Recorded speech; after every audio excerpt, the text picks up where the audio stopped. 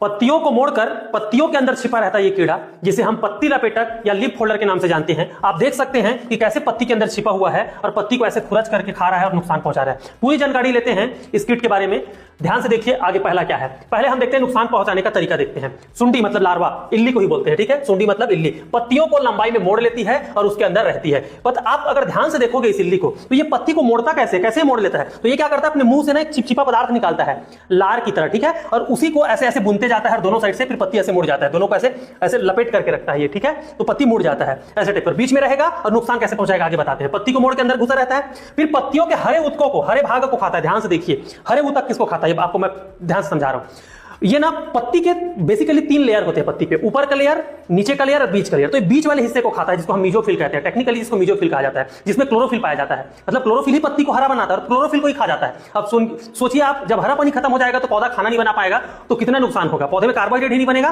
तो दाने का साइज छोटा होगा, पौधे का ग्रोथ रुक जाएगा, ठीक है। इस तरह से रहेगा। गंभीर प्रकोप होने पे झुलसा हुआ दिखता है पूरा पौधा, ऐसे नुकसान पहुंचाता है। आगे दिखाता हूं मैं तुमको कैसे नुकसान पहुंचाता है। ये देखो अंदर में लपेटा हुआ है पूरा और ऐसे अपना एक थ्रेड बना के, धागा बना करके अंदर में ही पत्ती को मोड़ के अंदर घुसा रहता है और खुरच के खाता है। इस तरह से सफेद सफेद दिखेगा, जाली जाली मतलब सफेद सफेद दिखेगा और पत्ती, मतलब आपको समझ जाना है कि लीफ फोल्डर कटे हो चुका है, पत्ती मुड़ा हुआ दिखेगा स्पष्ट रूप से। अगला, कीट की पहचान कैसे करोगे। तो कीट को पहचानने से पहले इसका कुछ ये फोटो देखिए आप, ये छोटा छोटा दिख रहा है, उसका अंडा होता है कीट का, ठीक है। ये लार्वा है, लार्वा मतलब बिल्ली, और इसी का पतंगा जो होता है, मतलब जब बड़ा हो जाता है वयस्क, तो ऐसा दिखता है। इसके पंख को देखो, ऐसे लहरदार कुछ धारियां दिखाई दे रही दोनों तरफ से, ये इसी का ये मेन पहचान हो जाएगा इसका।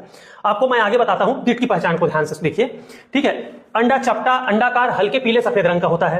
लार्वा कैसा दिखेगा, लार्वा पारभासी, हल्का सा पारदर्शी टाइप का रहेगा, ट्रांसपेरेंट टाइप का रहेगा, हरा दिखेगा और पारदर्शी रहेगा। वयस्क, मौत को देखोगे, पतंगा को देखोगे तो पीले भूरे रंग का रहेगा, जिसके पंखों पर कई काली लहरदार रेखाएं दिखाई देती है। ये देखो लहरदार रेखाएं, आपको बताया था मैं। ये वाला फोटो देखिए, इसके पंख में देखोगे आप, ध्यान से देखोगे तो आपको लहरदार परतें दिखाई देगी। ये देखो, ये लहरदार परतें दिखाई दे रही है इस टाइप की, ये इसका पहचान होता है। अब बात करते हैं दवाई के बारे में। तो दवाई अलग अलग है, जो दवाई तना क्षेत्र में यूज होता है वो यहां भी काम करता है।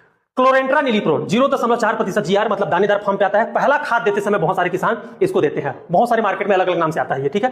फिप्रोनिन 0.3% जीआर, 6 से 8 किलो प्रति एकड़ के हिसाब से इसको डाला जाता है। क्लोरेंट्रानिलीप्रोल को 4 kg प्रति एकड़ की दर से डाला जाता है। कार्टाप हाइड्रोक्लोराइड 200 से 300 ग्राम पर एकड़ के हिसाब से डाला जाता है। एमोमेक्टिन बेंजोएट 100 ग्राम 150 लीटर पानी में घोल करके डाला जाता है। उसी प्रकार से क्लोरेंट्रानिलीप्रोल का ये दानेदार फॉर्म है, एक तरल पदार्थ, लिक्विड पानी जैसा भी आता है बॉटल पे, उसको भी उपयोग किया जाता है। इनमें से कोई भी एक इंसेक्टिसाइड का अवस्था के से अलग अलग अवस्था के हिसाब से उपयोग होता है, उसको उपयोग करिए, बिल्कुल भी आपको कीड़ा देखने के लिए नहीं मिलेगा, कंट्रोल हो जाएगा। वीडियो अच्छा लगे बिल्कुल शेयर कीजिएगा, धन्यवाद।